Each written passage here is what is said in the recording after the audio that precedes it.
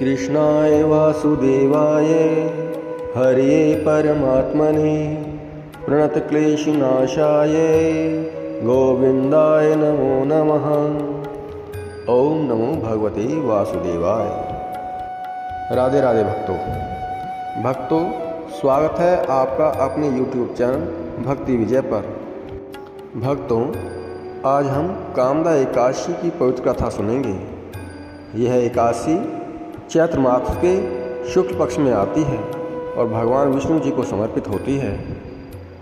इस एकादशी का व्रत करने से सभी इच्छाएं पूर्ण होती हैं और पापों का नाश होता है। कामदा एकादशी हिंदू नववर्ष की पहली एकादशी है। इस दिन भगवान विष्णु जी की विधि विधान से पूजा करने से सभी पापों का नाश और मनोकामना पूर्ण होती हैं।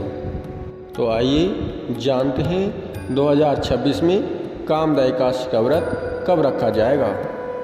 पूजा के शुभ अशुभ मुहूर्त, पारण का समय, विधि, तुलसी दल कब तोड़ें, तुलसी में जल दें या नहीं, और कामदा एकादशी व्रत कथा। भक्तों, इस साल कामदा एकादशी व्रत 29 मार्च दिन रविवार को रखा जाएगा। एकादशी तिथि प्रारंभ होगी 28 मार्च सुबह 8:45 से। एकादशी तिथि समाप्त होगी 29 मार्च की सुबह 7:46 पर। भक्तों, पारण अर्थात व्रत तोड़ने का समय रहेगा 30 मार्च की सुबह 6:14 से सुबह 7:09 तक। भक्तों, पूजा का अभिजीत मुहूर्त रहेगा दोपहर 12:07 से दोपहर 12:56 तक। अमृतकाल मुहूर्त रहेगा दोपहर 1:01 से दोपहर 2:36 तक। ब्रह्म मुहूर्त का समय रहेगा प्रातः 4:49 से प्रातः 5:37 तक। और राहु काल का अशुभ मुहूर्त रहेगा शाम 5:05 से शाम 6:37 तक। भक्तों, प्रत्येक एकादशी की तरह ही इस एकादशी व्रत के नियमों का पालन दशमी से ही शुरू कर देना चाहिए। दशमी को सात्विक भोजन ग्रहण करें और अगले दिन एकादशी के दिन सुबह जल्दी उठें और स्नान के बाद सूर्यदेव को जल का अर्घ्य देकर व्रत का संकल्प करें। जल चढ़ाते समय ओम सूर्याय नमः मंत्र का जाप करें। इस दिन घर के मंदिर में या लक्ष्मी नारायण मंदिर में पूजा करें। पूजा में दक्षिणावर्ती शंख से भगवान विष्णु का अभिषेक करते हुए ओम नमो भगवते वासुदेवाय मंत्र का जाप करें। भक्तों, भगवान विष्णु जी को चंदन का तिलक कर पुष्प, धूप, दीप व प्रसाद अर्पित करें। पूजा में भगवान विष्णु जी को केले का भोग और तुलसी दल अर्पित करें। पूजा के बाद भगवान विष्णु की आरती करें और एकादशी व्रत की कथा पढ़ें या सुने। दूसरे दिन द्वादशी तिथि पर सुबह विधि पूर्वक पूजन करने के बाद ब्राह्मण या किसी जरूरतमंद को भोजन कराकर उन्हें दान दक्षिणा देकर विदा करें। भक्तों, अब जानते हैं इस दिन तुलसी में जल दें या नहीं। तुलसी भगवान विष्णु जी को बहुत ही प्रिय होती हैं। शास्त्रों के अनुसार एकादशी तिथि और रविवार के दिन माता तुलसी भगवान जी के लिए निर्जला व्रत रखती हैं। इसलिए इन दोनों ही तिथियों में तुलसी में जल देना वर्जित माना जाता है। मान्यता है कि यदि आप इन तिथियों में तुलसी जी में जल देते हैं तो उनका व्रत खंडित हो सकता है। इसलिए एकादशी और रविवार के दिन तुलसी में जल देने से बचना चाहिए। भक्तों, अब जानते हैं कामदा एकादशी की व्रत कथा के बारे में। बहुत समय पहले की बात है, एक सुंदर और समृद्ध नगरी थी जिसका नाम था रत्नपुर। वहाँ एक राजा राज्य करता था जिसका नाम था पुंडरीक। उस राज्य में गंधर्व और अप्सराएं निवास करती थी।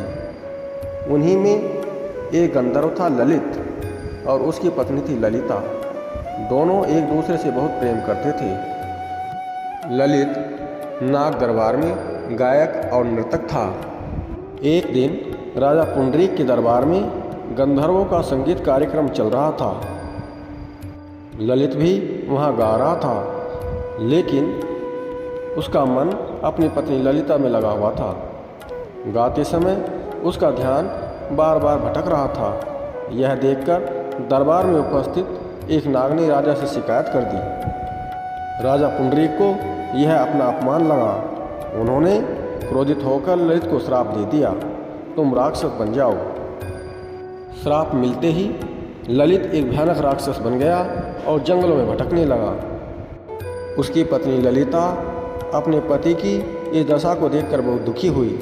वह अपने पति को बचाने के लिए जंगल जंगल भटकती रही और अंत में एक महान ऋषि श्रृंगी ऋषि के आश्रम में पहुंची। ललिता ने रोते हुए अपनी सारी कथा ऋषि को सुनाई और अपने पति को इस श्राप से मुक्त कराने का उपाय पूछा।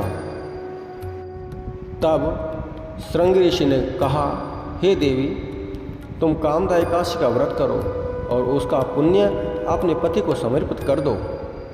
ललिता ने पूरी श्रद्धा और नियम से कामदा एकादशी का व्रत किया।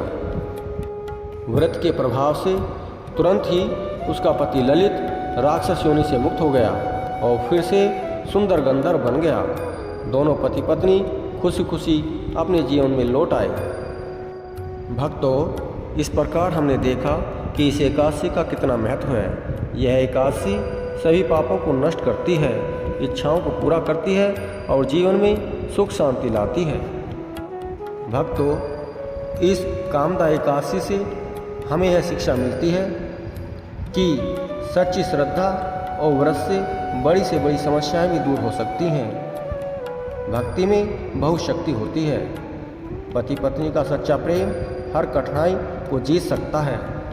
आइए भगवान विष्णु से प्रार्थना करें, हे प्रभु, हमारी सभी मनोकामनाएं पूर्ण करें और हमें सद्मार्ग पर चलने की शक्ति दें और हमें अपनी सच्ची भक्ति का वरदान दें और इस नश्वर शरीर का अंत होने पर अपने श्री चरणों में स्थान दें।